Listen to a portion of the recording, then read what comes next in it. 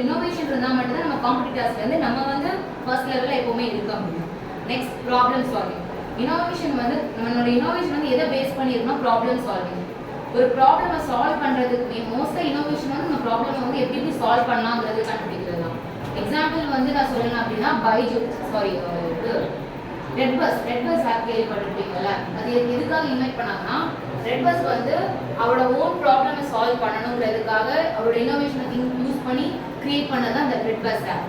அவர் ஒரு டைம்ல வேலை பார்க்குற இடத்துல இருந்து வீட்டுக்கு போக முடியலை, அந்த ஒரு ஃபங்க்ஷன் அட்டென்ட் பண்ண முடியலை. ஏன் அந்த அட்டென்ட் பண்ண முடியலங்கிற ஒரு கொஸ்டின் ரைஸ் ஆனப்போ, like lack of communication and lack of platform to book tickets அப்படிங்கிறது அவருக்கு தெரிய வந்தது. நிறைய பஸ்ஸஸ் இருக்கு, ஆயிரக்கணக்கான பஸ்ஸஸ் போகுது, ஏன் எனக்கு டிக்கெட் கிடைக்கல, ஒரு பஸ்ல கூடவா டிக்கெட் எனக்கு இல்லாமல் இருக்குது அப்படிங்கிற ஒரு ப்ராப்ளம்க்கு சொல்யூஷன் கண்டுபிடிக்கப்பட்ட ஆப் தான் ரெட் பஸ்.